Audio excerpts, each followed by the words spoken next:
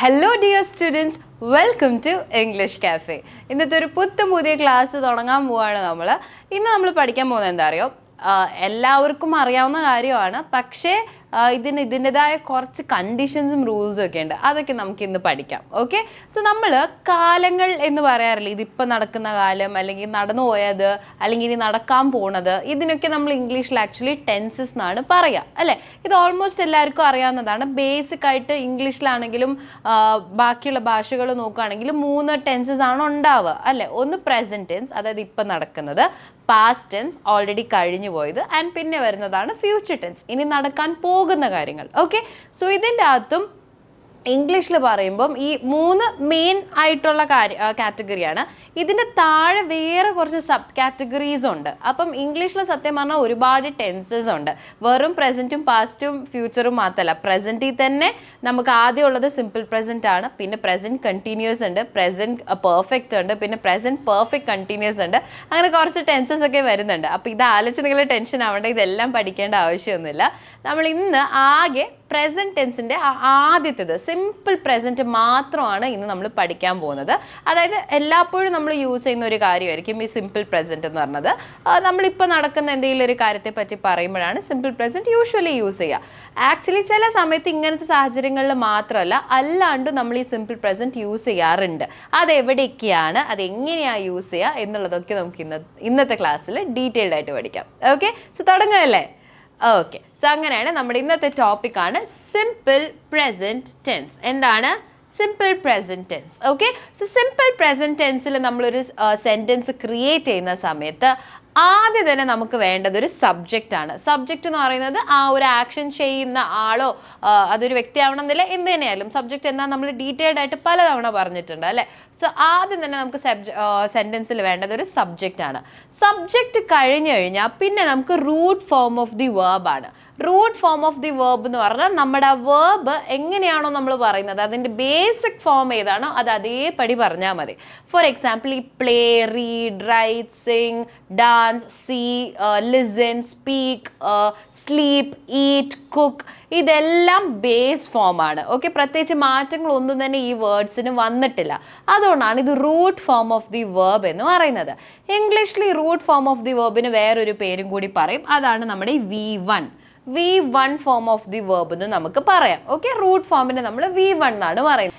ഇവിടെ പക്ഷെ നിങ്ങൾ ശ്രദ്ധിക്കേണ്ട ഒരു കാര്യമുണ്ട്, ഇതിൻ്റെ മുന്നേ ഞാൻ പറഞ്ഞിട്ടുണ്ട്. ഈ വേർബ് എന്നുള്ളത് നമ്മുടെ സബ്ജക്റ്റിനെ റിലേറ്റ് ചെയ്തിട്ടായിരിക്കും നമ്മൾ സത്യം പറഞ്ഞാൽ ഈ വേർബ് യൂസ് ചെയ്യുക. ഫോർ എക്സാമ്പിൾ, സിംഗുലർ ആയിട്ടുള്ള സബ്ജക്റ്റ് ആണെങ്കിൽ, അതായത് ഈ സബ്ജക്റ്റ് എന്ന് പറയുന്നത് നമ്മുടെ ആക്ഷൻ ചെയ്യുന്ന ആൾ ആദ്യം തന്നെ കൊടുക്കുന്ന ഒരു സംഭവം സബ്ജക്റ്റ്.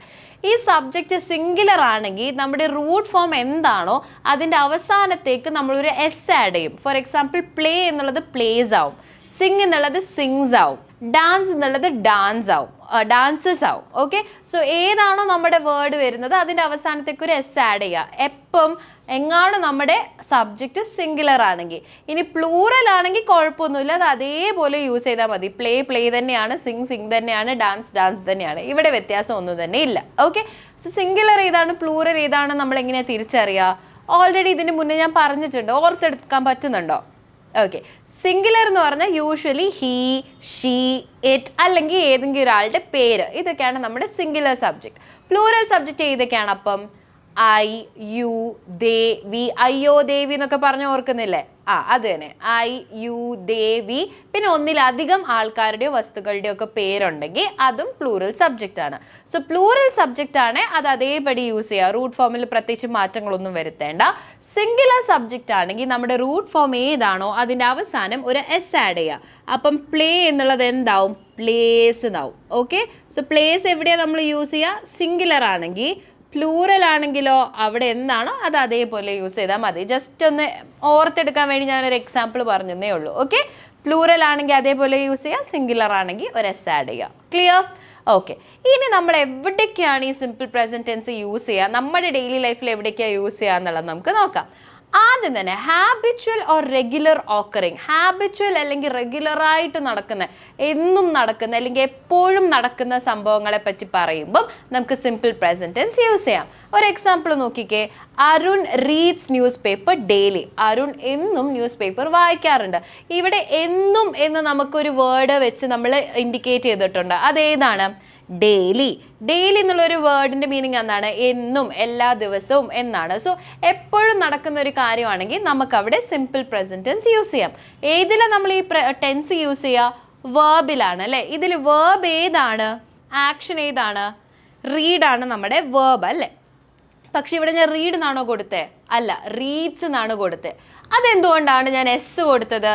കാരണം നമ്മുടെ സബ്ജക്റ്റ് ഇവിടെ എന്താണ്? അരുണാണ്. അരുൺ ആരാ? സിംഗുലർ ആണോ പ്ലൂറൽ ആണോ?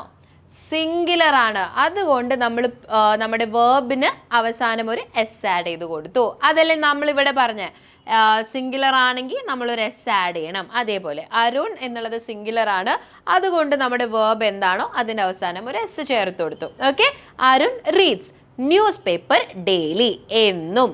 Okay, I wake up at 6 AM every day. ഞാൻ എല്ലാ ദിവസവും 6 മണിക്കാണ് എഴുന്നേൽക്കുന്നത്. അപ്പം ഇവിടെയും നമുക്ക് സിമ്പിൾ പ്രസന്റ് ടെൻസ് യൂസ് ചെയ്യാം. പക്ഷെ ഇവിടെ I wake up എന്നാണ് പറയുന്നത്. I എന്നുള്ളത് എന്താണ്? പ്ലൂറൽ സബ്ജക്റ്റ് ആയിട്ടാണ് നമ്മൾ ഐനെ കൺസിഡർ ചെയ്യുക. ഒരാളാണ്, ഞാൻ എന്ന് പറയുമ്പം ഒരാളേ ഉള്ളൂ, ഒന്നിലധികം ഇല്ല. എന്നാലും ഐ സ്പെഷ്യൽ കേസ് ആണ് നമുക്കറിയാം അല്ലേ? സോ ഐ വേക്ക് അപ്പ് എന്നാണ് പറയുക. ഐ വേക്സ് അപ്പ് എന്ന് പറയില്ല.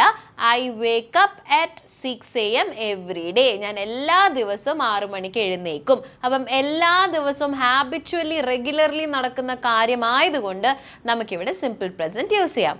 ക്ലിയർ ആണോ? ഓക്കെ, അങ്ങനെയാണെങ്കിൽ അടുത്തത് നമുക്ക് നോക്കാം. യൂണിവേഴ്സൽ ട്രൂത്ത് ഓർ ഫാക്ട്സിനെ പറ്റി പറയുമ്പം യൂണിവേഴ്സൽ ട്രൂത്ത് എന്ന് പറഞ്ഞാൽ എന്താണ്? ചില സാഹചര്യങ്ങൾ, ചില കാര്യങ്ങളുണ്ടാകും, അത് ലോകത്തിൽ എവിടെ പോയാലും അത് സത്യമായിരിക്കും. അതിനെയാണ് നമ്മൾ യൂണിവേഴ്സൽ ട്രൂത്ത് എന്ന് പറയുന്നത്. For example, the sun sets in the west.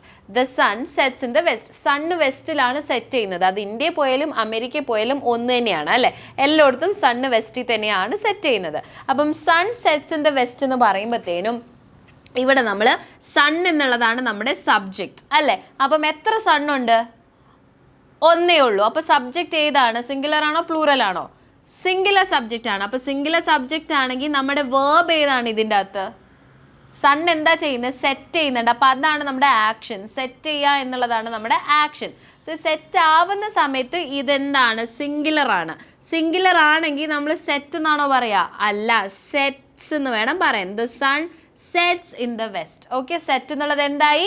Sets ആയി. The sun sets in the west. Clear?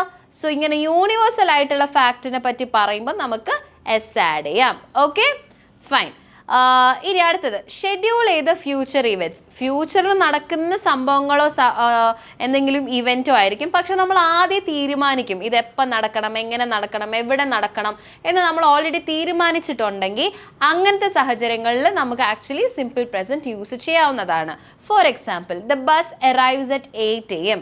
Bus 8 മണിക്കാണ് വരുന്നത്. ഇത് ഓൾറെഡി ഷെഡ്യൂൾ ചെയ്തൊരു കാര്യമാണ് അല്ലേ? അപ്പം ഓൾറെഡി ഷെഡ്യൂൾ ചെയ്തത് കൊണ്ട് നമ്മളിവിടെ സിമ്പിൾ പ്രസൻറ്റ് യൂസ് ചെയ്യുന്നു. എവിടെ സിമ്പിൾ പ്രസൻറ്റ് യൂസ് ചെയ്തേ? ഇവിടെ നമ്മുടെ സബ്ജക്റ്റ് ഏതാണ്? ബസ്സാണ് നമ്മുടെ സബ്ജക്റ്റ്. ബസ്സാണ് ഇവിടെ ആക്ഷൻ ചെയ്യുന്നത്. എന്ത് ആക്ഷനാണ് ചെയ്യുന്നത്? അറൈവ് ചെയ്യാണ്, വരുവാണ് അല്ലേ? അപ്പം അറൈവ് ചെയ്യുന്നതാണ് ബസ് ചെയ്യുന്ന ആക്ഷൻ. പക്ഷെ ബസ് സിംഗുലർ ആണോ പ്ലൂറൽ ആണോ? ഇവിടെ എത്ര ബസ്സുണ്ട്?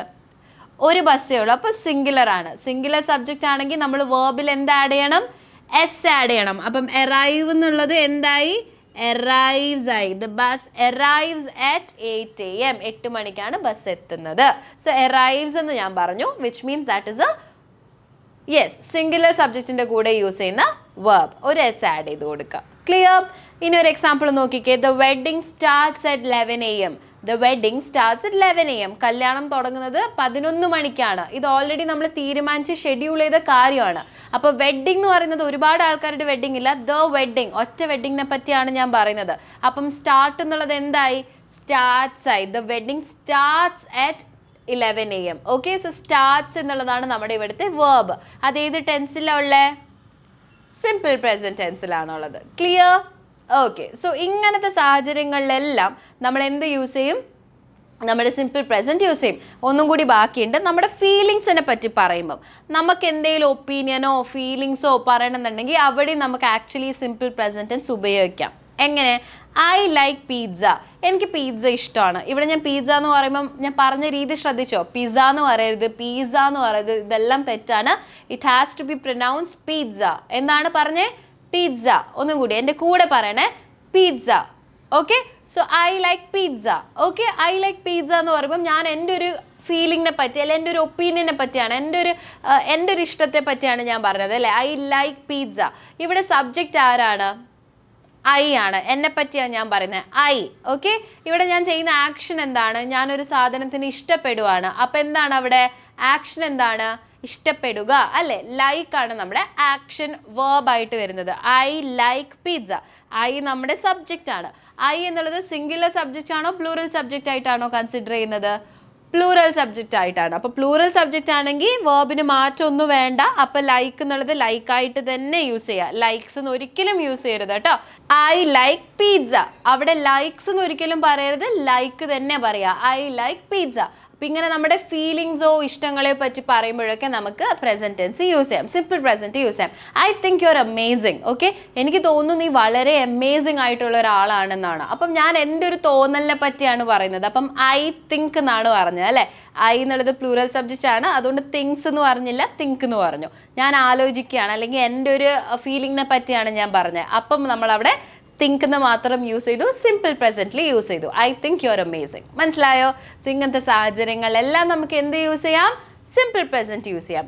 ഇനി ചില സമയത്ത് നമുക്ക് ചോദ്യങ്ങൾ ചോദിക്കണമെങ്കിൽ സിമ്പിൾ പ്രസൻറ്റ് ടെൻസ് ഉപയോഗിച്ചുകൊണ്ട് എങ്ങനെ ചോദ്യങ്ങൾ ചോദിക്കാം എന്നുള്ളതാണ് നമ്മൾ അടുത്തത് പഠിക്കാൻ പോകുന്നത്. ക്വസ്റ്റ്യൻസ് എങ്ങനെ ചോദിക്കാം. ഓക്കെ, സിമ്പിൾ പ്രസൻറ്റ് ടെൻസ് ഉപയോഗിച്ചുകൊണ്ട് നമുക്കൊരു ക്വസ്റ്റ്യൻ ചോദിക്കണമെങ്കിൽ അവിടെ നമ്മൾ സഹായം തേടുന്ന 2 വാക്കുകളുണ്ട്. ഒന്ന് ഡൂവും പിന്നെ ഒന്ന് ഡസ്സും. ഓക്കെ, സോ രണ്ടും ഒരുമിച്ച് നമ്മൾ സെൻറ്റൻസിൽ പൊതുവേ യൂസ് ചെയ്യാറില്ല. നമ്മുടെ സബ്ജക്റ്റിനനുസരിച്ച് ഡൂവും ഡസ്സും മാറും. എങ്ങനെയാണ് മാറുന്നത്? ഡു എന്നുള്ളത് നമ്മുടെ പ്ലൂറൽ സബ്ജക്ട്സിൻ്റെ കൂടെ യൂസ് ചെയ്യും. അതായത് ഐ, യു, ദേ, വി, അതേപോലെ ഒന്നിലധികം ആൾക്കാരോ വ്യക്തികളോ വസ്തുക്കളോ എന്തായാലും ഒന്നിലധികമാണ് നമ്മുടെ സബ്ജക്റ്റ് എങ്കിൽ, പ്ലൂറലാണ് നമ്മുടെ സബ്ജക്റ്റ് എങ്കിൽ അവിടെ നമ്മൾ ഡു യൂസ് ചെയ്യും. എന്ത് യൂസ് ചെയ്യും? ഡു യൂസ് ചെയ്യും. നേരെ മറിച്ച് സിംഗുലർ ആണെങ്കിലോ ഹി, ഷീ, ഇറ്റ്, അതേപോലെ ഒരാളുടെ പേരൊക്കെ ആണെങ്കിൽ അവിടെ നമ്മൾ എന്ത് യൂസ് ചെയ്യും? ഡസ് യൂസ് ചെയ്യും. സോ ഡൂവും ഡസ്സും നമുക്ക് ക്വസ്റ്റ്യൻസ് ചോദിക്കുമ്പം ആവശ്യമുള്ള 2 വാക്കുകളാണ്. ഇനി ഇതെങ്ങനെ സ്ട്രക്ചറലി നമ്മൾ എങ്ങനെ ഇതിനൊരു സ്ട്രക്ചർ എങ്ങനെയാണ് അത് നമുക്ക് പഠിക്കാം. ഓക്കെ, സോ ആദ്യം തന്നെ ഒരു ചോദ്യം ഒരാളോട് സിമ്പിൾ പ്രസൻറ്റ് ടെൻസിൽ ചോദിക്കണം എന്നുണ്ടെങ്കിൽ ആദ്യം നമ്മൾ ഡൂവും ഡസ്സോ, ഡൂ ആണോ ഡസ് ആണോ, അത് സബ്ജക്റ്റിനനുസരിച്ച് മാറും. സോ സിംഗുലർ സബ്ജക്റ്റ് ആണെങ്കിൽ ഡസ് യൂസ് ചെയ്യുക, പ്ലൂറൽ സബ്ജക്റ്റ് ആണെങ്കിൽ ഡൂ യൂസ് ചെയ്യുക. അപ്പോൾ ഡൂവോ ഡസ്സോ യൂസ് ചെയ്യുക. അത് കഴിഞ്ഞിട്ട് നമ്മൾ നമ്മുടെ സബ്ജക്റ്റ് വേണം എഴുതാൻ. ആരാണോ അവിടെ ആക്ഷൻ ചെയ്യുന്നത് അതാണ് നമ്മുടെ സബ്ജക്റ്റ്. അപ്പം ഡൂവും ഡസ്സും കഴിഞ്ഞിട്ട് അത് കഴിഞ്ഞാൽ നേരെ നമ്മൾ സബ്ജക്റ്റ് എഴുതണം. ഏതാണോ അവിടെ ആക്ഷൻ ചെയ്യുന്ന സബ്ജക്റ്റ് കഴിഞ്ഞ് കഴിഞ്ഞാൽ അവിടെ പിന്നെ നമ്മൾ നമ്മുടെ V1 ഫോമില്ലേ, നമ്മുടെ വേർബിൻ്റെ റൂട്ട് ഫോം അത് എഴുതുക. ഇവിടെ നിങ്ങൾ ശ്രദ്ധിക്കേണ്ട വേറൊരു കാര്യമുണ്ട്. V1 ഫോം ആണ് എഴുതുക നമുക്കറിയാം. പക്ഷെ നമ്മൾ പറഞ്ഞു സിംഗുലർ ആണെങ്കിൽ നമ്മൾ എസ് ആഡ് ചെയ്യും, പ്ലൂറൽ ആണെങ്കിൽ എസ് ആഡ് ചെയ്യില്ല, അതേപോലെ യൂസ് ചെയ്യുന്നൊക്കെ നമ്മൾ ഇതിൻ്റെ മുന്നേ പറഞ്ഞല്ലോ. പക്ഷേ ചോദ്യങ്ങൾ ചോദിക്കുന്ന സമയത്ത്, അതായത് ഈ ഡൂവോ ഡസ്സോ ഒക്കെ യൂസ് ചെയ്യുന്ന സമയത്ത് ഈ വ്യത്യാസമില്ല. സിംഗുലർ ആയാലും പ്ലൂറൽ ആയാലും റൂട്ട് ഫോം എന്താണോ അത് അതേപോലെ യൂസ് ചെയ്താൽ മതി. ഇവിടെ എസ് ആഡ് ചെയ്യുക എന്നുള്ളൊരു സ്കീമേ ഇല്ല. മനസ്സിലായോ? സിംഗുലർ ആയാലും പ്ലൂറൽ ആയാലും അത് അതേപോലെ യൂസ് ചെയ്യുക. അങ്ങനെയാണെങ്കിൽ നമുക്ക് ആദ്യത്തെ സ്റ്റേറ്റ്മെൻറ്റ് നോക്കാം. Does he play cricket? അവൻ ക്രിക്കറ്റ് കളിക്കാറുണ്ടോ എന്നാണ് ഞാൻ ചോദിച്ചത്. Does he play cricket? അവൻ ക്രിക്കറ്റ് കളിക്കാറുണ്ടോ? ഇവിടെ നമ്മുടെ സബ്ജക്റ്റ് ആരാണ്? അവനാണ് അല്ലേ. അവൻ എന്നുള്ളത് എത്ര ആളുണ്ട്? ഒരാളല്ലേ ഉള്ളൂ. സിംഗുലർ അല്ലേ. അപ്പോൾ സിംഗുലർ ആയാലും ഡു ആണോ യൂസ് ചെയ്യുക, ഡസ് ആണോ യൂസ് ചെയ്യുക? ഡസ് ആണ് യൂസ് ചെയ്യുക. അപ്പം ഞാൻ ആദ്യം ഡസ് കൊടുത്തു. പിന്നെ നമ്മുടെ സബ്ജക്റ്റ് ആരാണ് ഇവിടെ? ഹീ. അപ്പം ഹീ കൊടുത്തു. പിന്നെ നമുക്ക് എന്താ വേണ്ടത്? ഡസ്. ഡുവോ ഡസ്സിൽ ഡസ് കഴിഞ്ഞു, പിന്നെ സബ്ജക്റ്റ് ആഡ് ചെയ്യണം, അതും കഴിഞ്ഞു. പിന്നെ നമ്മൾ എന്ത് യൂസ് ചെയ്യണം? നമ്മുടെ വേർബിൻ്റെ V1 ഫോമാണ്. പ്ലേ ക്രിക്കറ്റ് എന്നാണ് കൊടുത്തേക്കുന്നത്. ഇതാണ് നമ്മുടെ വേർബ് അല്ലേ. V1 ഫോം എന്ന് പറയുന്നത് ഇവിടെ പ്ലേ ആണ്. പക്ഷെ നമുക്കറിയാം ഹീ എന്നുള്ളത് സിംഗുലർ ആണ്. അപ്പം നമ്മൾ ഇതുവരെ പഠിച്ച് വെച്ച് നോക്കുവാണെങ്കിൽ ഹീ കഴിഞ്ഞ് കഴിഞ്ഞാൽ നമ്മൾ എന്തായാലും ഇവിടെ എസ് ആഡ് ചെയ്യും അല്ലേ. സിംഗുലർ ആയി കഴിഞ്ഞാൽ വേർബിൻ്റെ കൂടെ എസ് ആഡ് ചെയ്യണം നമുക്കറിയാം. പക്ഷേ ഇവിടെ നമ്മൾ ആഡ് ചെയ്യില്ല. എന്തുകൊണ്ടാണ്? ഡുവോ ഡസ്സോ നമ്മൾ ആഡ് ചെയ്തത് കൊണ്ട് ഇവിടെ നമുക്ക് എസ് ആഡ് ചെയ്യേണ്ട ആവശ്യമില്ല. ഡസ് ഹി പ്ലേ ക്രിക്കറ്റ് എന്ന് മാത്രം പറഞ്ഞാൽ മതി. ഡസ് ഹി പ്ലേസ് ക്രിക്കറ്റ് എന്ന് പറയരുത്, അത് തെറ്റാണ്. ക്ലിയർ? ഓക്കെ, അങ്ങനെയാണെങ്കിൽ ഒരു പ്ലൂറൽ സിറ്റുവേഷൻ നമുക്ക് നോക്കാം. ഇവിടെ സിംഗുലർ ആണല്ലോ. അവർ ഫ്രഞ്ച് സംസാരിക്കാറുണ്ടോ എന്നാണ് ഞാൻ ചോദിക്കുന്നത്. അവർ ഫ്രഞ്ച് സംസാരിക്കാറുണ്ടോ? ഇവിടെ അവർ എന്നുള്ളതാണ് നമ്മുടെ സബ്ജക്റ്റ് ആയിട്ടുള്ള, അല്ല അവരെ പറ്റിയല്ലേ ഈ പറയുന്നത്. അപ്പം അവർ എന്നുള്ളതാണ് നമ്മുടെ സബ്ജക്റ്റ്. അതിൻ്റെ ഇംഗ്ലീഷ് എന്താണ്? ദേ അല്ലേ? ദേ എന്നുള്ളത് സിംഗുലർ ആണോ പ്ലൂറൽ ആണോ? വേഗം പറഞ്ഞേ. ഒന്നിലധികം ആൾക്കാരുണ്ട്, അപ്പം അതെന്താണ്? പ്ലൂറൽ ആണ് അല്ലേ? പ്ലൂറൽ ആണെങ്കിൽ അവിടെ ഡു ആണോ ഡസ് ആണോ യൂസ് ചെയ്യുക? പ്ലൂറൽ ആണെങ്കിൽ അവിടെ എപ്പോഴും ഡു ആണ് യൂസ് ചെയ്യുക. അപ്പം ഡു എന്നുള്ള വേർഡ് ആദ്യം ആഡ് ചെയ്തു. അത് കഴിഞ്ഞ് കഴിഞ്ഞാൽ നമുക്ക് എന്താ വേണ്ടേ? ഡുവോ ഡസ്സോ കഴിഞ്ഞ് കഴിഞ്ഞാൽ സബ്ജക്റ്റ് വേണം. നമ്മുടെ സബ്ജക്റ്റ് ആരാണ് ഇവിടെ? ദേ ആണ്. അത് കഴിഞ്ഞിട്ട് എന്താ വേണ്ടത്? നമ്മുടെ വേർബിൻ്റെ V1 ഫോം, സംസാരിക്കുക, സ്പീക്ക്. ഓക്കെ, സ്പീക്ക് എന്നുള്ളത് അത് അതേപോലെ അവിടെ കൊടുത്താൽ മതി, പ്രത്യേകിച്ച് മാറ്റങ്ങളൊന്നും വേണ്ട. Do they speak French? Clear? പിന്നെ ക്വസ്റ്റ്യൻ ആയതുകൊണ്ട് തന്നെ അവസാനം ഒരു ക്വസ്റ്റ്യൻ മാർക്ക് കൊടുക്കാൻ മറക്കരുത്. ഓക്കെ, അല്ലെങ്കിൽ അതൊരു ചോദ്യം ആവില്ല. ഒരു ചോദ്യം ആക്കണമെങ്കിൽ അതിന് അവസാനം ഒരു ക്വസ്റ്റ്യൻ മാർക്ക് ഇട്ട് കൊടുക്കുക. ഓക്കെ, സോ ഇങ്ങനെയാണ് നമ്മൾ ഡൂം ഡസും ഉപയോഗിച്ചുകൊണ്ട് ഒരു ക്വസ്റ്റ്യൻ ഫോം ചെയ്യുക. ഏത് ടെൻസിൽ? Simple present ടെൻസിൽ. ഇനി ചില സെൻറ്റൻസിൽ ഞാൻ പറഞ്ഞു, ഏത് ഇംഗ്ലീഷിലെ സെൻറ്റൻസ് എടുത്ത് നോക്കുകയാണെങ്കിലും ഒരു വേർബ് കാണും അല്ലേ? മിക്കവാറും ആക്ഷൻ വേർബ് തന്നെ കാണും. ചില സമയത്ത് ആക്ഷൻ വേർബ് ഉണ്ടാവില്ല. അതായത് ഈ play, dance, sing, write, read എന്ന് പറഞ്ഞ് ആക്ട് ചെയ്യുന്ന, നമ്മൾ ചെയ്യുന്ന പ്രവൃത്തികൾ ഉണ്ടാവില്ല. അങ്ങനത്തെ സാഹചര്യങ്ങളിൽ ആ സെൻറ്റൻസിൽ വേർബ് എന്തായാലും ഉണ്ടാവും, പക്ഷെ ആക്ഷൻ വേർബ് ആവില്ല. അങ്ങനത്തെ സെൻറ്റൻസിൽ ഏത് വേർബാണ് ഉണ്ടാവുക? ഓർക്കുന്നില്ലേ? നമ്മൾ പഠിച്ച കാര്യമാണ്. ആക്ഷൻ വേർബ് അല്ല, പക്ഷെ വേർബ് ഉണ്ട്. ഒരു സെൻറ്റൻസ് അത് ഏത് ഇംഗ്ലീഷിലെ സെൻറ്റൻസ് എടുത്ത് നോക്കുകയാണെങ്കിൽ വേർബ് ഇല്ലാണ്ട് നിങ്ങൾക്ക് സെൻറ്റൻസ് ഉണ്ടാക്കാൻ പറ്റില്ല അല്ലേ? ചില സാഹചര്യങ്ങൾ അത് ആക്ഷൻ വേർബ് ആയിരിക്കും. ഇനി ആക്ഷൻ വേർബ് ഇല്ലെങ്കിലോ അവിടെ എന്താ ഉണ്ടാവുക? നമ്മുടെ ഈ ഓക്സിലറി വേർബ് ഉണ്ടാവും. അല്ലെങ്കിൽ ഇതിന് പറയുന്ന വേറൊരു വാക്ക് എന്താണ്? Helping verb. ഓക്കെ, ചില സാഹചര്യങ്ങളിൽ ഓക്സിലറി വേർബോ അല്ലെങ്കിൽ ഹെൽപ്പിംഗ് വേർബോ ആയിരിക്കും നമുക്ക് ഇംഗ്ലീഷിൽ സെൻറ്റൻസിൽ ഉണ്ടാവുക. ആക്ഷൻ വേർബ് തന്നെ വേണമെന്നില്ല. Four example, he is A good boy എന്ന് പറയുമ്പം ഇവിടെ പ്രത്യേകിച്ച് അവൻ പ്രവൃത്തിയൊന്നും ചെയ്യുന്നില്ല അല്ലേ? അപ്പം ഇവിടെ ഈ ഹെൽപ്പിംഗ് വേർബ് ഏതാണ്? ഇസ് ആണ്. നമ്മൾ പഠിച്ച ഹെൽപ്പിംഗ് വേർബ് ഏതൊക്കെയാ? ഇസ്, ആർ, ആം, വാസ്, വർ, ഇങ്ങനെ 5 വേർഡ്സ് പഠിച്ചത് ഓർക്കുന്നുണ്ടോ? യെസ്. അപ്പം ചില സാഹചര്യങ്ങളിൽ നമുക്ക് മെയിൻ ആയിട്ടുള്ള വേർബ് ഉണ്ടാവില്ല. അങ്ങനത്തെ സാഹചര്യങ്ങൾ അവിടെ ഹെൽപ്പിംഗ് വേർബ് ഉണ്ടാവും. പക്ഷേ ഈ ഹെൽപ്പിംഗ് വേർബ് ഉപയോഗിച്ചുകൊണ്ട് എങ്ങനെ നമ്മൾ ക്വസ്റ്റ്യൻ ഫോം ചെയ്യുക? നമ്മൾ പഠിച്ചത് എന്താണ്? ഇതുവരെ ക്വസ്റ്റ്യൻ ഫോം ചെയ്യണമെങ്കിൽ ഡുവോ ഡസ്സോ പിന്നെ നമ്മുടെ വേർബ് എല്ലാം വേണം. പക്ഷെ ചില സാഹചര്യങ്ങളിൽ ആക്ഷൻ വേർബ് ഉണ്ടാവില്ല. ആ സമയത്ത് നമ്മൾ ഡുവോ ഡസ്സോ ഒന്നും യൂസ് ചെയ്യില്ല. അവിടെ വളരെ സിമ്പിളായിട്ട് നമുക്ക് ക്വസ്റ്റ്യൻ ഫോം ചെയ്യാം. സോ നമുക്കൊരു സെൻറ്റൻസ് നോക്കാം. ഇവിടെ നോക്കിക്കേ, ഹി ഈസ് എ സ്റ്റുഡൻറ്റ്. ഇതിൻ്റെ മീനിങ് എന്താണ്? അവനൊരു സ്റ്റുഡൻറ്റ് ആണ് എന്നാണ് ഞാൻ പറഞ്ഞത് അല്ലേ? അവനൊരു സ്റ്റുഡൻറ്റ് ആണ്. അപ്പം ഇനി നമുക്ക് ഇതിനെ ചോദ്യമായി ചോദിക്കണം. അവനൊരു സ്റ്റുഡൻറ്റ് ആണോ എന്നെങ്ങനെയാണ് നമ്മൾ ചോദിക്കുക? വളരെ സിമ്പിളാണ്. നമ്മൾ ആദ്യം ഇതിലുള്ള ഹെൽപ്പിംഗ് വേർബ് ഏതാണെന്ന് കണ്ടുപിടിക്കുക. നമുക്കറിയാം ആകെ 5 ഹെൽപ്പിംഗ് വേർബ് അല്ലേ ഉള്ളൂ. അപ്പോൾ എളുപ്പത്തിൽ കണ്ടുപിടിക്കാം. ഹി ഈസ് എ സ്റ്റുഡൻറ്റ്, ഇതിലേതാ ഹെൽപ്പിംഗ് വേർബ്?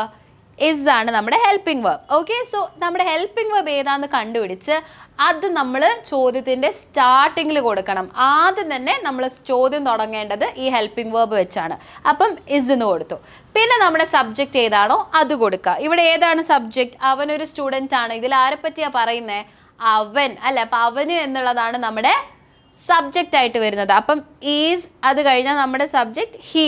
ഓക്കെ, പിന്നെ എന്താണോ ആ ചോദ്യമുള്ള അത് അതേപോലെ കൊടുക്കുക, എ സ്റ്റുഡൻറ്റ്. ഓക്കെ, സോ സത്യം പറഞ്ഞാൽ നമ്മൾ എന്താ ഇവിടെ ചെയ്തത്? ഹീ ഈസ് എ സ്റ്റുഡൻറ്റ് എന്നുള്ളതിൽ ഈസ് ഇങ്ങോട്ടേക്ക് ഇട്ടു, ഹീ അങ്ങോട്ടേക്ക് ഇട്ടു. ഒന്ന് അങ്ങോട്ടും ഇങ്ങോട്ടും മാറ്റിയാൽ നമ്മുടെ ചോദ്യമായി. ഹീ ഈസ് എ സ്റ്റുഡൻറ്റ്, അവനൊരു സ്റ്റുഡൻറ്റ് ആണ്. അവനൊരു സ്റ്റുഡൻറ്റ് ആണോ? Is he A student? Clear? അങ്ങനെയാണ്. അടുത്ത നോക്കിക്കേ, ഐ ആം ലേറ്റ്. ഇവിടെ നമ്മുടെ ഹെൽപ്പിംഗ് വേർബ് ഏതാണ്? ഇവിടെ ഈസ് ഇല്ല, വാസ് ഇല്ല, ആറോ വേറോ ഒന്നുമില്ല. ഇവിടുത്തെ ഹെൽപ്പിംഗ് വേർബ് ഏതാ? ആം ആണ്. വെരി ഗുഡ്, ആം ആണ്. ഐ വരുമ്പോൾ എപ്പോഴും ആം ആയിരിക്കും വരിക അല്ലേ? ഈസും വാസും ഒന്നും വാസ് യൂസ് ചെയ്യാം, ഇസ് യൂസ് ചെയ്യാൻ പറ്റില്ല, പ്രസന്റ് ടെൻസ് അല്ലേ? സോ ഐ ആം ലേറ്റ്, ഞാൻ ലേറ്റ് ആണ്. ഓക്കെ, സോ ഞാൻ ലേറ്റ് ആണ് എന്ന് പറയുമ്പോൾ ഐ ആം ലേറ്റ്. ഇനി ഞാൻ ചോദിക്കുകയാണ്, ഞാൻ ലേറ്റ് ആണോ എന്നെങ്ങനെയാണ് ചോദിക്കുക? ആം ഇങ്ങോട്ടും ഐ അങ്ങോട്ടും ഇട്ട് കൊടുത്താൽ മതി. സിമ്പിളാണ്. അപ്പം എന്തായി? Am I late. എന്തായി? Am I late. ക്ലിയർ? അടുത്തത് ദേ ആർ ഫ്രണ്ട്സ്, അവര് സുഹൃത്തുക്കളാണ് എന്നാണ് ഞാൻ പറഞ്ഞത്. They are friends. ഇനി നമുക്ക് ചോദിക്കേണ്ട ചോദ്യം എന്താണ്? അവര് സുഹൃത്തുക്കളാണോ എന്നെങ്ങനെ നമ്മൾ ചോദിക്കുക? ആദ്യം തന്നെ എന്ത് കണ്ടുപിടിക്കണം? ഹെൽപ്പിംഗ് വേർബ് കണ്ടുപിടിക്കുക, അതാദ്യം ഇടുക, പിന്നെ നമ്മുടെ സബ്ജക്റ്റിനെ ഇടുക. ബേസിക്കലി അങ്ങോട്ടും ഇങ്ങോട്ടും മാറ്റിയാൽ മതി. Are they friends? ക്ലിയർ? ഇങ്ങനെയായ ചോദ്യമായി. മനസ്സിലായോ? സോ ഈ രീതിയിൽ നമുക്ക് ചോദ്യങ്ങൾ ക്രിയേറ്റ് ചെയ്യാം. മെയിൻ വേർബ് ഉണ്ടെങ്കിൽ, അതായത് ആക്ഷൻ വേർബ് ഉണ്ടെങ്കിൽ നമുക്ക് ഡു ഓർ ഡസ് ഒക്കെ ഉപയോഗിക്കാം. ഇനി എങ്ങാനും ഡു ഓർ മെയിൻ വേർബ് ഇല്ല, വെറും ഹെൽപ്പിംഗ് വേർബ് ആണെങ്കിൽ നമ്മൾ ഹെൽപ്പിംഗ് വേർബ് വെച്ചിട്ട് തന്നെ നമുക്കതിനെ ചോദ്യങ്ങളാക്കി മാറ്റാം.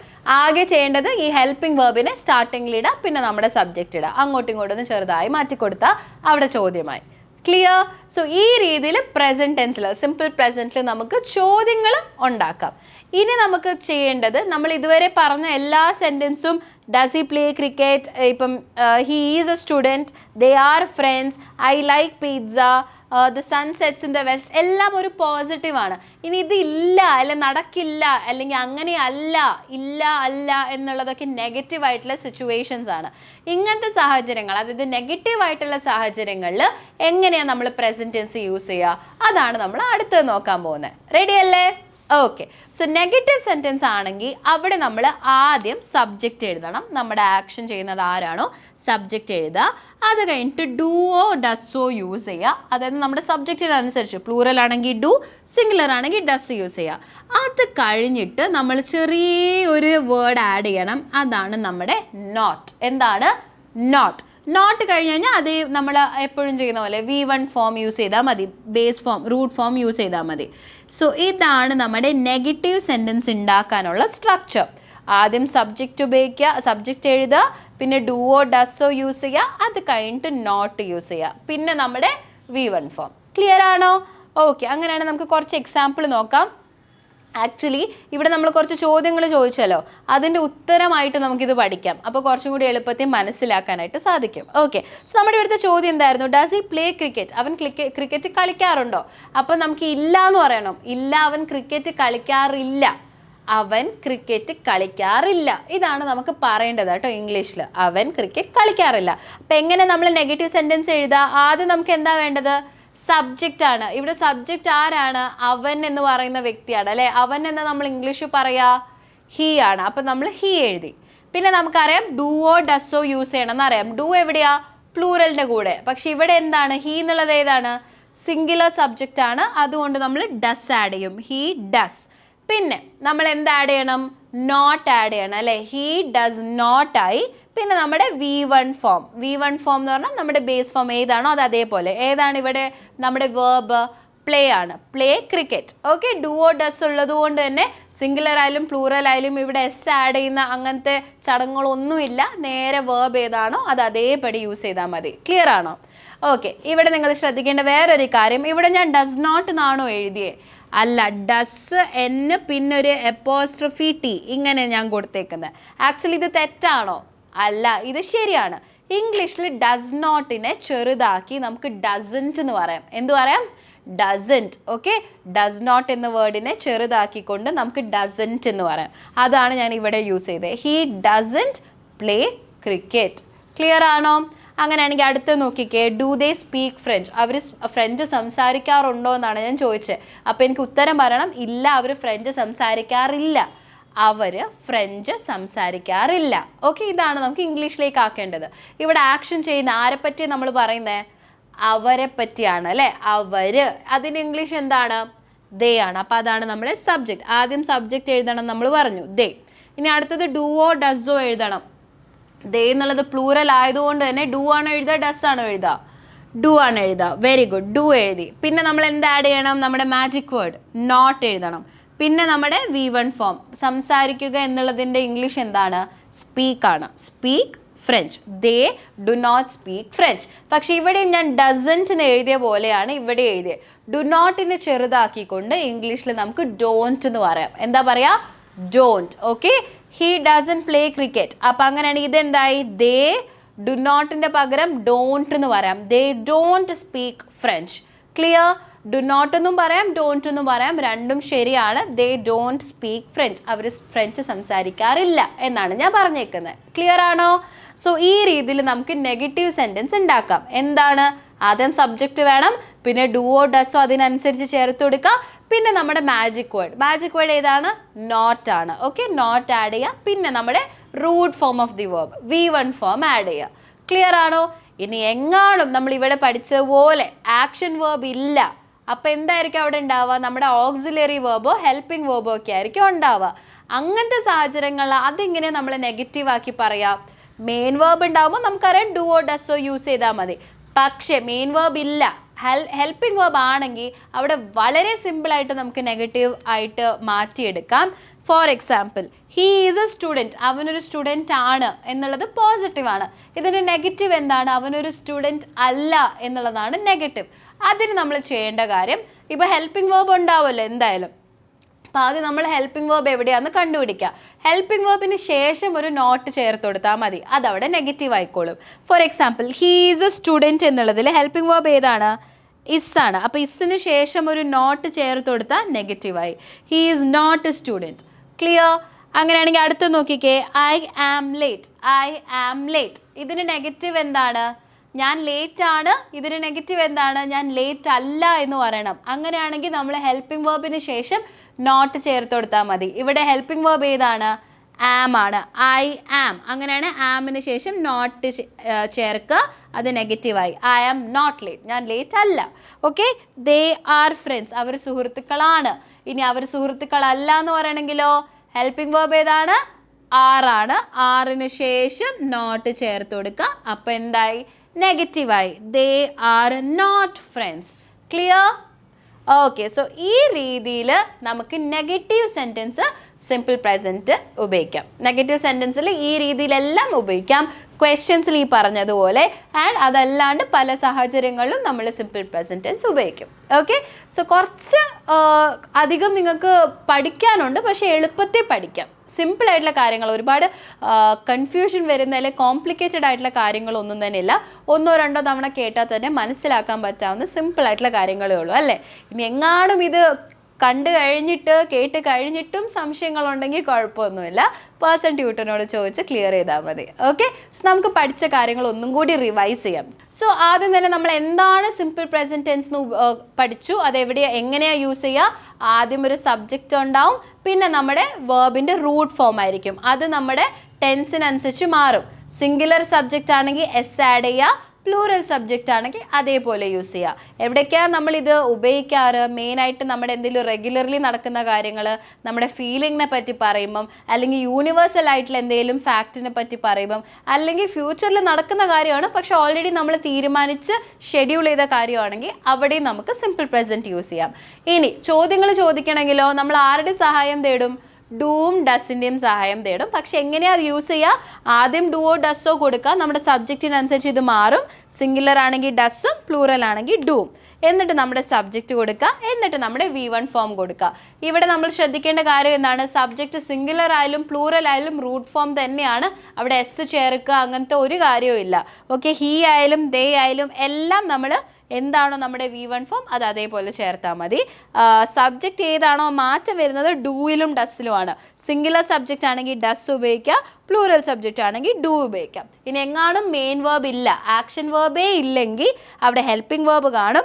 അപ്പം നമ്മൾ ഹെൽപ്പിംഗ് വേർബിന് ആദ്യം ഇട്ട് കൊടുത്ത് പിന്നെ നമ്മുടെ സബ്ജക്റ്റ് ചേർത്ത് കൊടുത്താൽ അത് ചോദ്യമായി. ഹീ ഈസ് എ സ്റ്റുഡൻറ്റ് എന്നുള്ളത്. ഇനി നമുക്ക് നെഗറ്റീവ് സെൻറ്റൻസ് എങ്ങനെയാണ് ഉപയോഗിക്കുക സിമ്പിൾ പ്രസൻറ്റ് ടെൻസിൽ? ആദ്യം നമ്മൾ സബ്ജക്റ്റ് കൊടുക്കുക, പിന്നെ ഡുവോ ഡസോ കൊടുക്കുക, പിന്നെ നമ്മൾ നോട്ട് എന്നുള്ളൊരു വേർഡ് ആഡ് ചെയ്യുക. അപ്പം ഇല്ല അല്ലെങ്കിൽ അല്ല എന്നുള്ളൊരു മീനിങ് വരും. പിന്നെ നമ്മുടെ റൂട്ട് ഫോം, വേർബിൻ്റെ റൂട്ട് ഫോം അതേപോലെ കൊടുത്താൽ മതി.